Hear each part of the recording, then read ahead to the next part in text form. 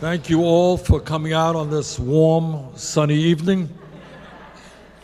Actually, it's snowing quite hard, and please be careful driving home. We want you out for caucus night. Self-serving here, not in the hospital, so the roads are a little bit slick. Let me thank Lizzie for her music again. She has entertained at a number of our events. Let me thank Miranda Wilson. Let me thank Randy Bryce. I don't know if everybody knows. Where's Randy? There's Randy. Randy has played a very important role in contemporary American politics. He announced that he was running for Congress in Wisconsin in the district that was represented by the then Speaker of the House, Paul Ryan. Paul Ryan announced that he wasn't going to run for re-election. And that set the tone, I think, for a very good electoral election for Democrats in the House. So Randy, thanks very much for all you did.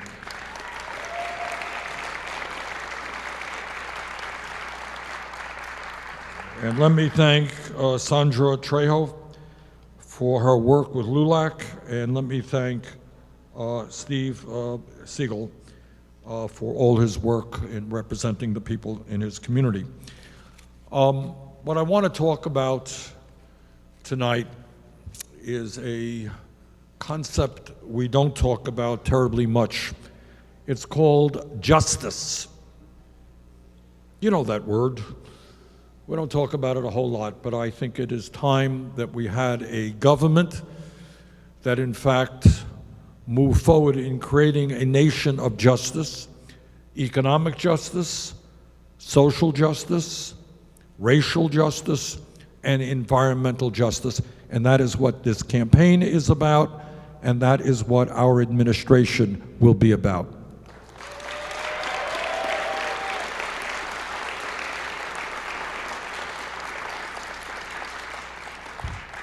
And what our campaign is about is asking people to think outside of the box, to ask questions that Congress doesn't ask, media doesn't ask, but I think it's important to be asked.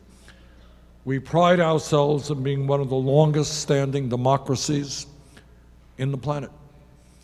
And yet, are we truly a democracy, or the kind of democracy we want to be, when you have a handful of billionaires able to contribute hundreds of millions of dollars to elect candidates who represent the wealthy and the powerful? Is that really the kind of democracy we want? That's the right answer. And here's the truth. If one of you happens to be a multi-billionaire, I'm sure we have many of them in this room, flocking to our campaign, but if there was one and you announced that you were running for president of the United States, suddenly you got all kinds of media attention. You'd be a very important person no matter whether you accomplished anything or not. And that's because you have the money to buy TV ads and to be consequential. I don't think that's the democracy we want. We want a democracy of one person, one vote. We want a democracy where there is a clash of ideas and not big money buying elections. That's why together we will overturn Citizens United and move to public funding of elections.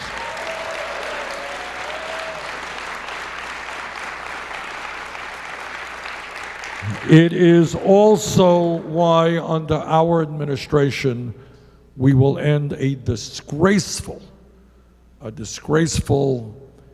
amount of voter suppression in this country. I get especially angry, as somebody who has run for office many, many times, that you got politicians out there who look at their state or their district and they say, you know what, those people are not going to vote for me. And instead of going to those people and trying to convince them as to why they should vote for you, they say, we're going to figure out a way where they don't vote. In Wisconsin, I think, the other day, they announced in some ugly way that several 100,000 people are going to be taken off the rolls. In New Hampshire now, they're making it harder for young people to vote. All over the country, they're making it harder for people of color to vote. It is an act of cowardly people who don't have the guts to campaign on their ideas and think the only way they can win an election is by denying people the right to vote. We're going to end that. I believe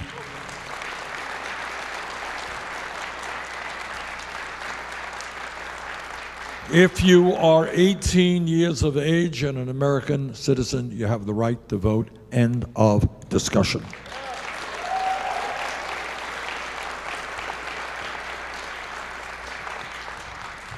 And when we talk about what's going on in our country and asking questions outside of the box, we have got to deal with the fact that today in America, we have more income and wealth inequality than at any time since the 1920s. We have 3 people owning more wealth than the bottom half of American society. How absurd is that? You got 1% owning more wealth than the bottom 92%. Over the last 30 years, top 1% have seen a $21 trillion increase in their wealth. Bottom half of America have seen a decline in their wealth. You got 500,000 people in this country today, including 30,000 veterans, sleeping out on the streets or in emergency shelters, and 49% of all new income is going to the top 1%. That type of grotesque income and wealth inequality is bad economics, it is immoral, and we are going to change that.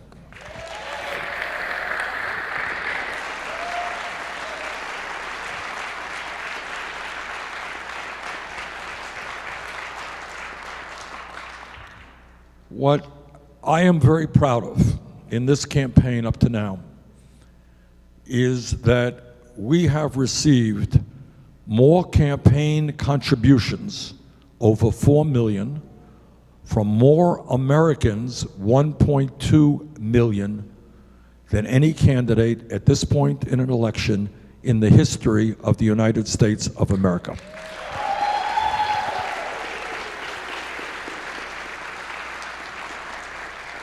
We don't have a super PAC. We don't want a super PAC.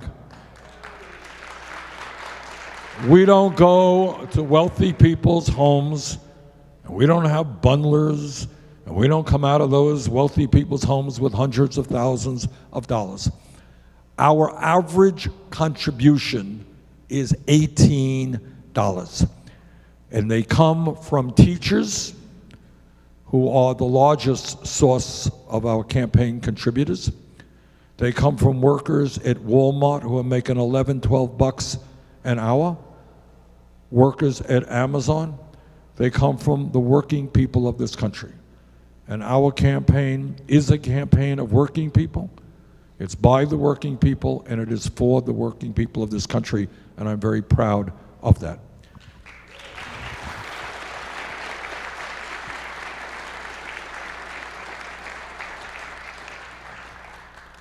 And the agenda that we are fighting for, despite what some of my critics may say, is really not a radical agenda. It's what the American people want and know that we need. I don't think it's a radical idea to say that if you work 40 hours a week in America, you should not live in poverty. Ain't a radical idea.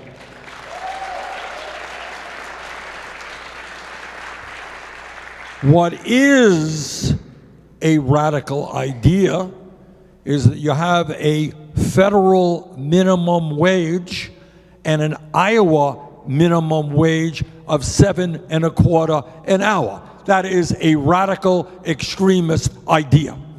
Because nobody I know can live on $7.25 or $8 or $9 an hour. And that is why together we're going to do what the American people want, what 7 states have already done, what the U.S. House of Representatives has done. We're going to raise the minimum wage to a living wage, 15 bucks an hour.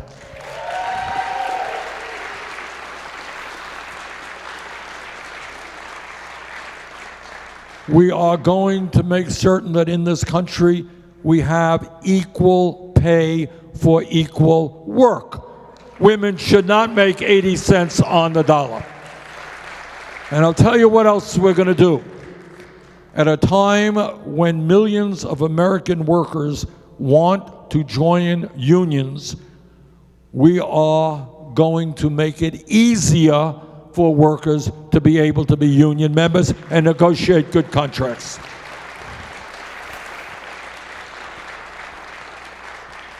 None of that sounds terribly radical to me. What is also not radical or extreme is understanding that we have got to rethink education in America today. From top to bottom, every psychologist in the country who studies human behavior will tell you that 0 through 4 are the most important years of emotional and intellectual development for a human being. And yet, despite that knowledge, we have a child care system which is dysfunctional, which means that in Vermont or Iowa, it is extremely difficult for a working class person to find good quality, affordable care for his or her kid. And if we love our country, we surely love our children. And that is why together we will pass quality, universal, affordable child care and make sure the people who work with the little kids are well trained and well paid.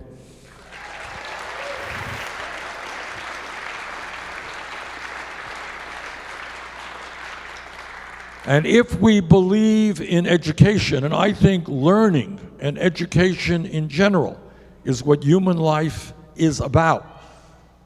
If we believe in education, we believe in educators. And we should not and must not have a situation which exists now where you got many teachers working 2 or 3 jobs in order to take care of their families. We are seeing good teachers leaving the profession because they can make more money doing other work. If we understand that teaching is one of the most important things that can be done, we're going to pay teachers in this country a decent salary commensurate with their important work of at least $60,000 a year. And I want the young people who are in college today to understand that there is very few things they can do more important than teaching. I want the best and the brightest to go into teaching, and they deserve to be compensated adequately for the important work they do. And when we talk about education, we understand that there are schools all over this country that are failing their kids, which is why we're going to triple funding for Title I low-income schools. And it also means that when we look at education, we understand that the world has changed in the last 50, 60 years. That 50 years ago, you can graduate high school and go out and get a decent job, manufacturing in your community, go out, you got a union, you're doing okay. That world has changed. And by and large, in a competitive global economy with exploding, changing technology, we need to make sure that every person in this country who has the desire and the ability, regardless of his or her income, should be able to get a higher education.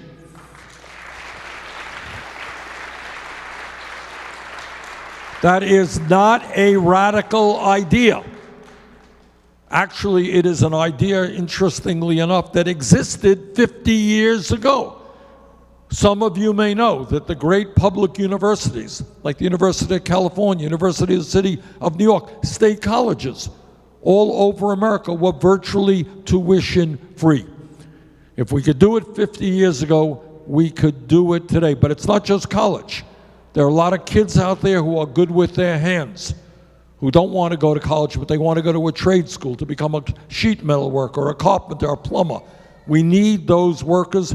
They should have the opportunity to get the training they need regardless of the income of their family.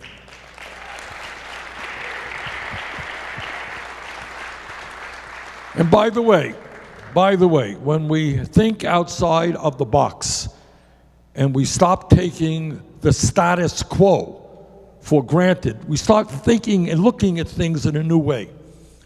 11 years ago, against my vote, the U.S. Congress bailed out the crooks on Wall Street who nearly destroyed this economy because of their illegal behavior. They got a huge bailout. In fact, the banks today are enormously profitable. 2 years ago, despite massive income and wealth inequality, Trump and his friends gave $1 trillion in tax breaks to large profitable corporations and the 1%. See, that's what happens when you have a government whose policies are dictated by campaign contributions. But if you have a government whose job is to protect the needs of working families, you approach things just a little bit different. And that is, instead of giving tax breaks to billionaires, what you do is cancel all student debt in America. That's what you do.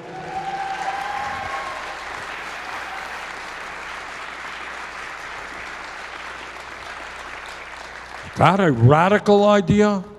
Well, if you can bail out the crooks on Wall Street, if you can give huge tax breaks to billionaires, I do not think that canceling all student debt in this country is a radical idea. And how are you going to pay for this? Well, I'll tell you how we pay for it. We're going to pay for it through a modest tax on Wall Street speculation.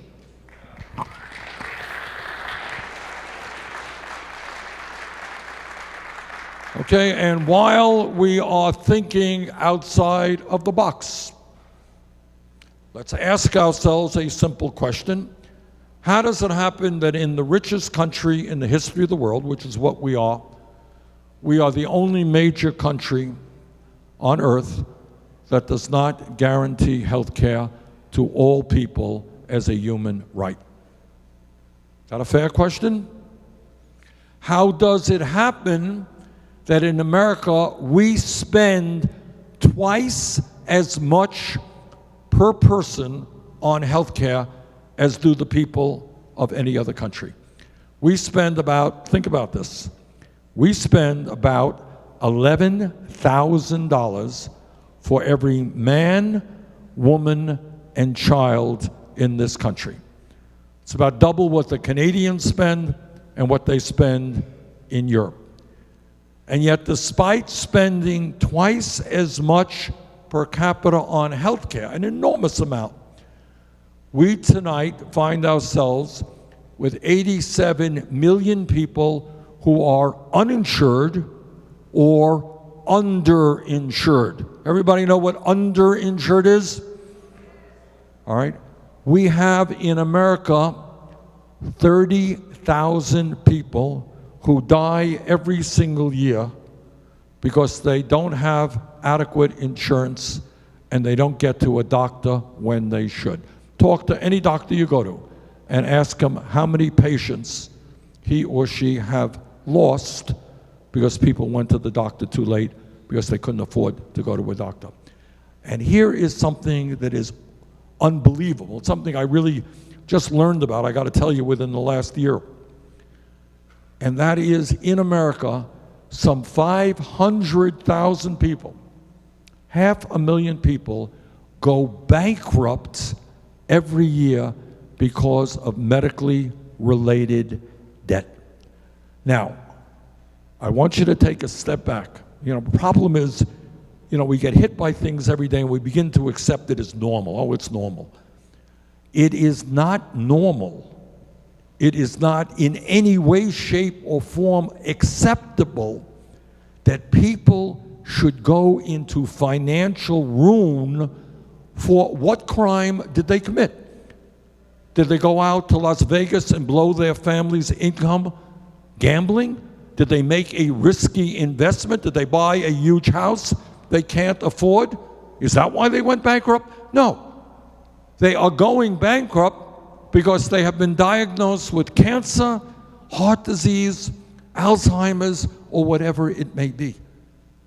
People in America should not go bankrupt because they are suffering from a serious illness. That is cruel and unacceptable.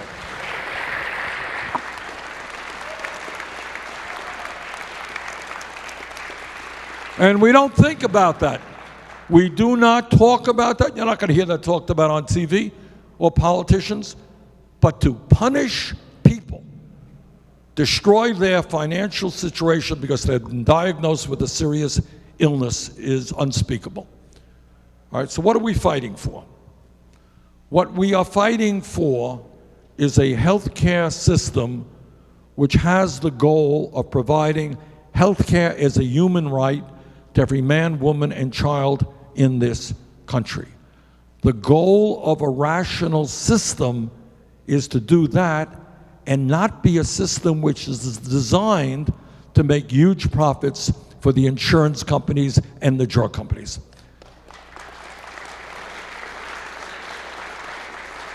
So last year, while 87 million of us are uninsured or underinsured, the healthcare industry made $100 billion in profits.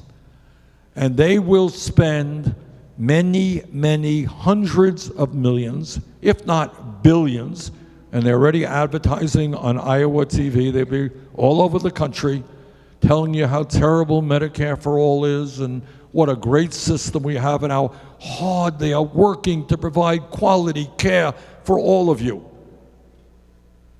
They will do anything they can to protect their profits.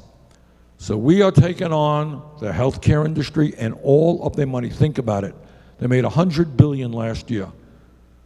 The drug companies alone made $69 billion, charging you and you and you the highest prices in the world for prescription drugs.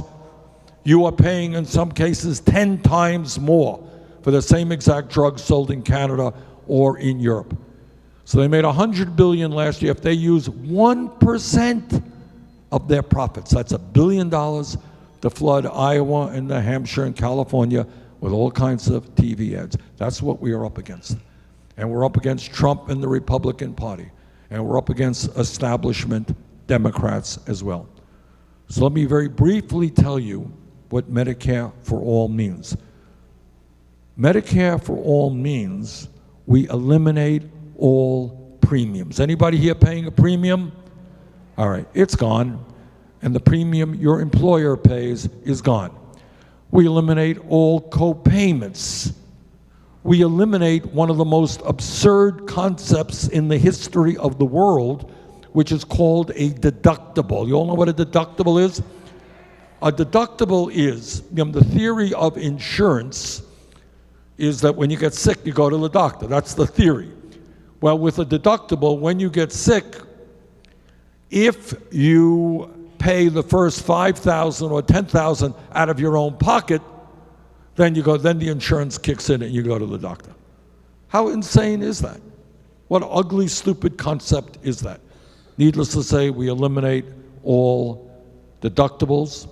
We eliminate all out-of-pocket expenses. And I'll tell you what else we do.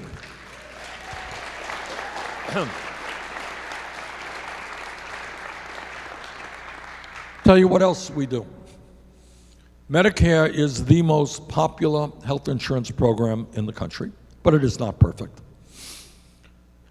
It does not cover dental care, doesn't cover hearing aids, doesn't cover eyeglasses, and it doesn't cover the very important need of home health care. Our legislation covers all of that.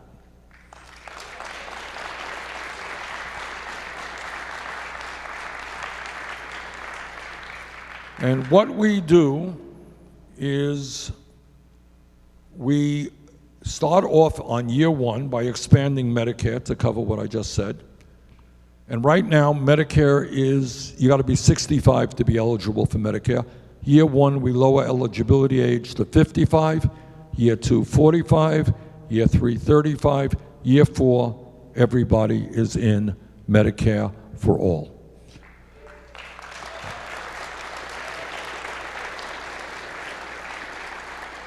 Now, some of you are thinking, this sounds really great.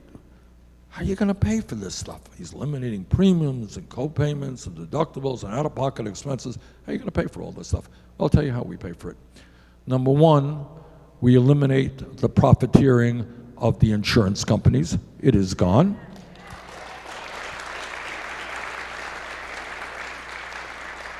Number two, under a Bernie Sanders administration, the pharmaceutical industry will no longer be ripping off the American people. Trust me.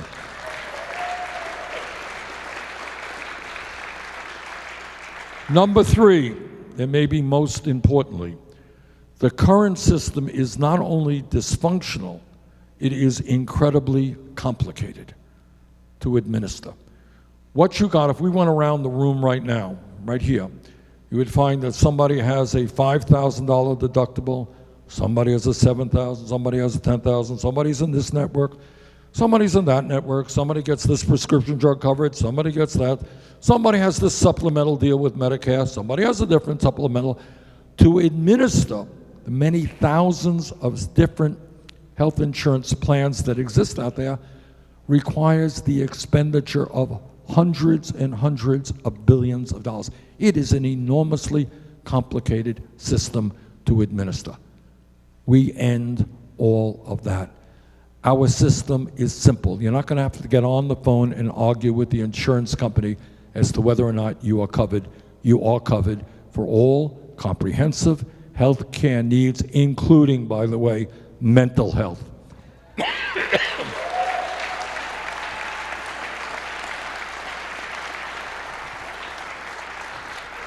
So, my critics will say, hey, Bernie, that sounds really great. How are you going to pay for it? Now, I will tell you.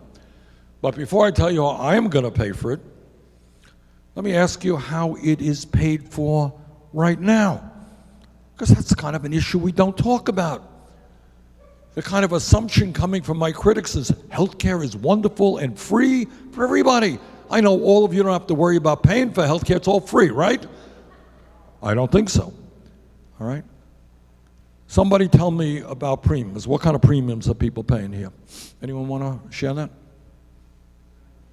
$600 a month times 12 is $7,200 a year. You got any out-of-pocket expenses on top of that? Oh, you got deductibles. You got to pay out of your own pocket. So you must be a multimillionaire and there's not a problem to pay. No, you're not. Okay. So there's a man who's probably paying $10,000 or more. Yes, ma'am. How you paying?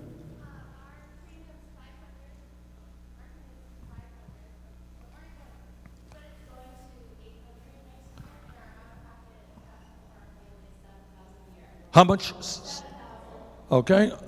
So 800 times 12 is 9,600 she's paying, and the deductible will be 7,000. All right. 8 plus 7 is 15 before the insurance kicks in. Is that basically right? Okay.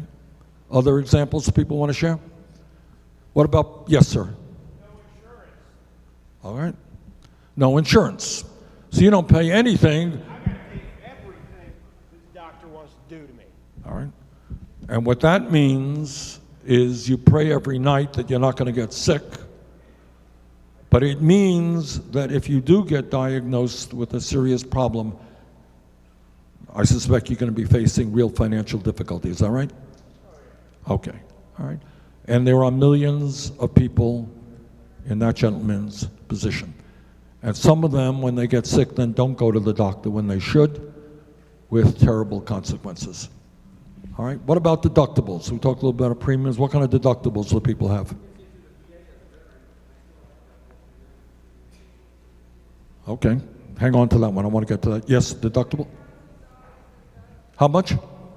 $5,000 deductible. So you got to pay $5,000 out of your own pocket before insurance kicks in. And you probably, with your insurance, probably have out-of-pocket expenses as well. Is that true?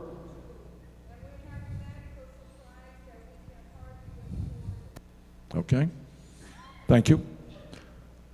Deductibles, what else are people paying? We got $5,000 here. Anybody paying more, less? $4,200, okay.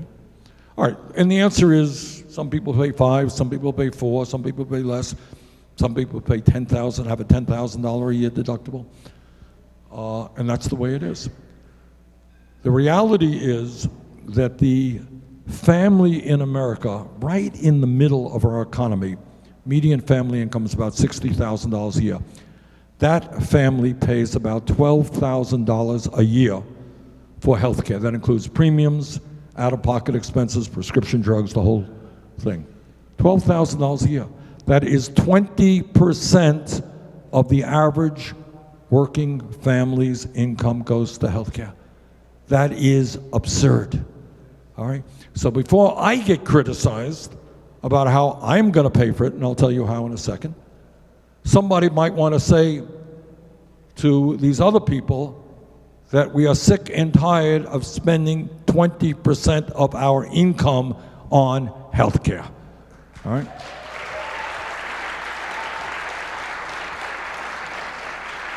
We are sick and tired of having drug companies charge us 10 times more for the same exact medicine as they charge people in other countries. All right? So without going into great detail, here's what our plan means to working families. Let's stay with that $60,000 a year median income families. We are going to have a 4%, now remember, we've eliminated premiums, co-payments, out-of-pocket expenses. And under Medicare for All, by the way, because we're going to lower drug prices, nobody pays more than $200 a year for prescription drugs. All right? But I wish I could tell you otherwise. Healthcare is not free. It's an expensive proposition. We need to raise money. From that average family of $60,000 a year, we will have a 4% income tax on that income, exempting the first $29,000. That means that family will pay 4% of $31,000, which is about $1,200 a year for comprehensive health care that you can never lose. How's that?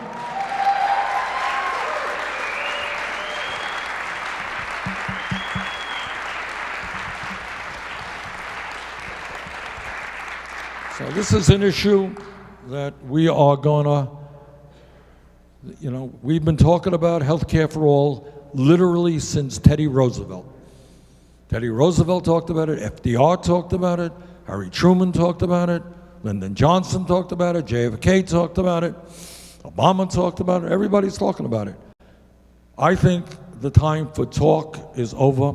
The time is now for us to take on the greed of the insurance companies and the drug companies and pass Medicare for all.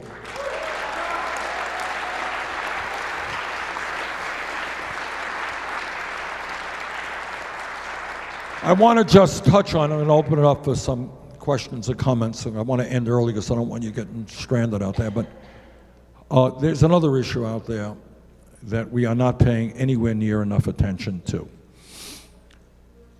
We have a president who is not only doing a major disservice to our country, but to the entire world when he believes that climate change is a hoax.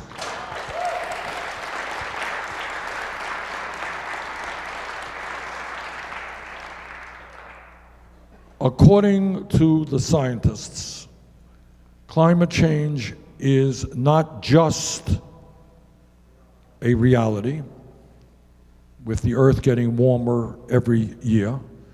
Climate change is not just caused by human activity and the emission of carbon. Climate change is not just causing devastating problems today in our country and around the world.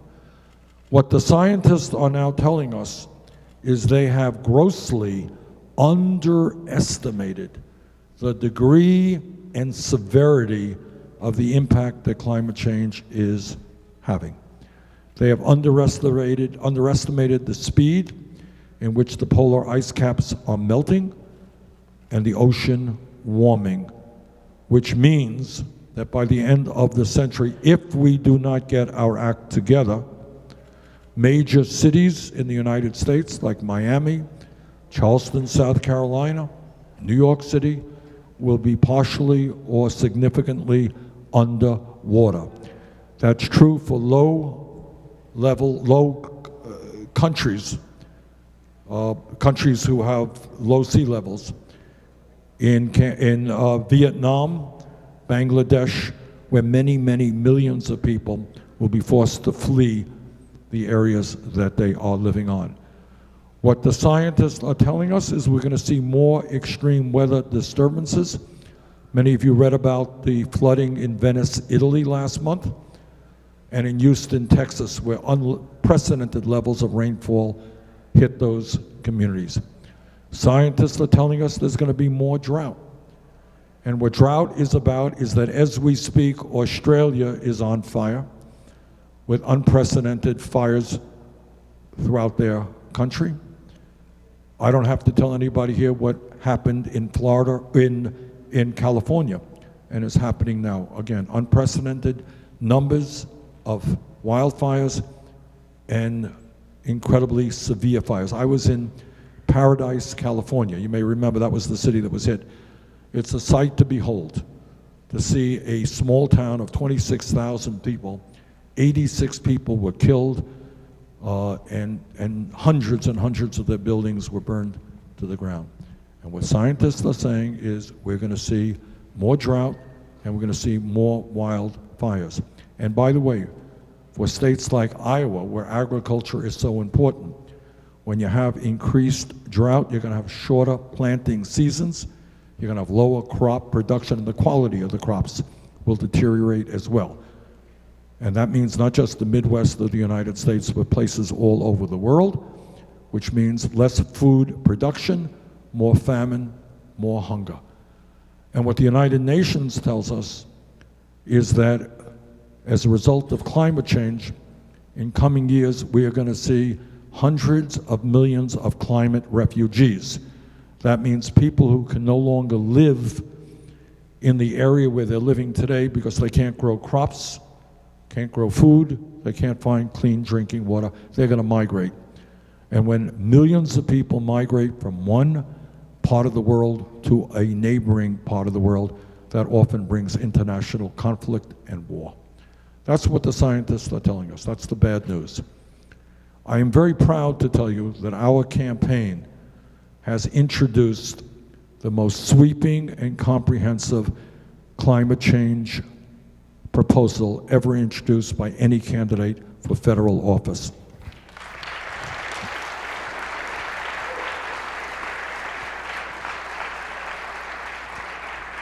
And this proposal is based on the concept of the Green New Deal, which will help us create up to 20 million good-paying jobs as we transform our energy system away from fossil fuel to energy efficiency and sustainable energy. As all of you know, Iowa is helping to lead the country in terms of wind. You got about a third of your electricity from wind, and that is a pretty good accomplishment. But we have got to invest a heck of a lot more in wind, in solar, geothermal, other sustainable technologies. We need more research and development to come up with new technologies. And also, which makes this issue even more difficult than it is, this is not just an American issue. I wish I could tell you that, we could do the right thing for our country and solve the problem. We can't. So the job of an American president, which I hope to be, is not to deny the reality of climate change, not to exacerbate the situation by promoting more and more fossil fuel. The job of the American president is to lead the world. China and Russia and India and Pakistan and Brazil, countries all over the world to come together to address this crisis. And right now, as you know, in Madrid, they have had these discussions not going well. and maybe significantly because of the absence of the United States of America. Well, I intend to change that. All right, and the main point that I will make to countries all over the world is that maybe, just maybe, instead of spending $1.8 trillion a year on weapons of destruction designed to kill each other, maybe, just maybe, we might want to pool our resources and fight our common enemy, which is climate change.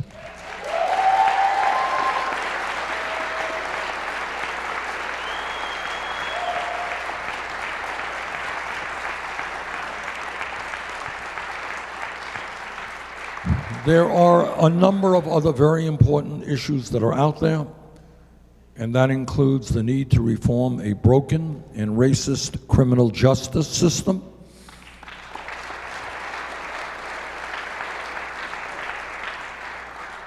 the need for comprehensive immigration reform and ending the demonization of undocumented people.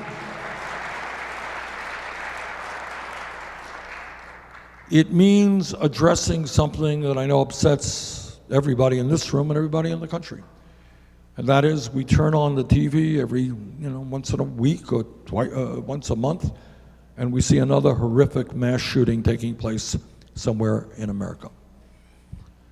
So all that I will tell you is that our gun policy, the gun policy of our administration, will not be determined by the NRA, but by the American people.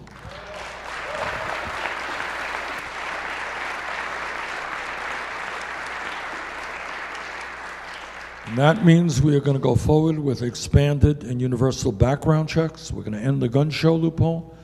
We're going to end the so-called straw man provision. And we're going to do what the American people now want us to do. Not a few years ago they didn't want it. Now they do. And that is to ban the sale and distribution of assault weapons in this country.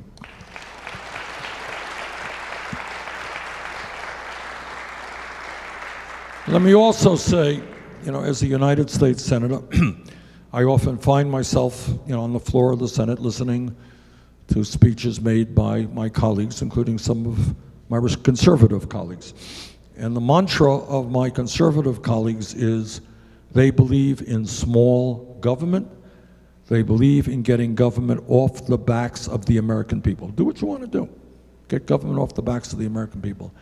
And I would say to those conservative senators and members of the House, if you believe in getting the government off the backs of the American people, understand that it is the women of this country who have the right to control their own bodies, not the government.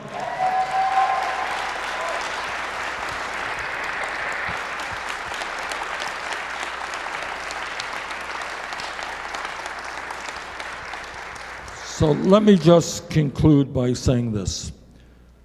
As a senator, I deal every day with the power of the corporate elite, with Wall Street, insurance companies, drug companies, military-industrial complex, fossil fuel industry, prison industrial complex, and I deal with the 1%. And if anybody tells you that these folks do not have unbelievable power, they control the economy to a significant degree, they control the political life of this country, they own the media. That's a lot of power.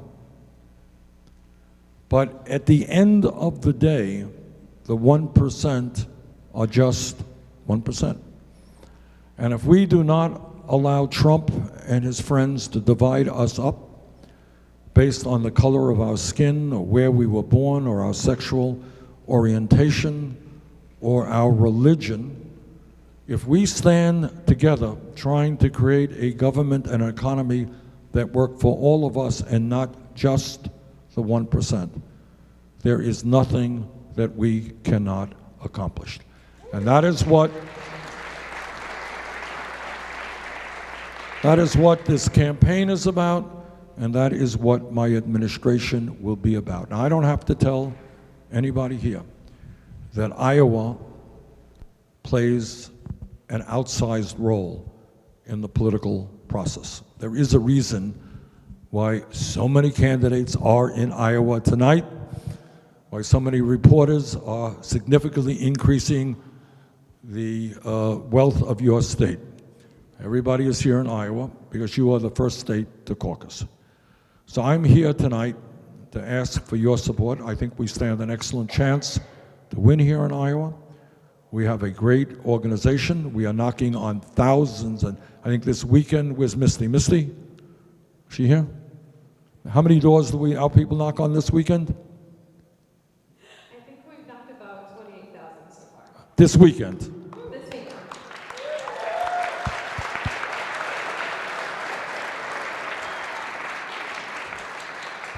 And that's in the snow. When it doesn't snow, they really knock on a lot of doors. So I think we're going to win because we have a tremendous and great volunteer organization. We have a great staff. So I'm here to ask for your help to win here in Iowa on February 3rd, asking for your help to make me the Democratic nominee.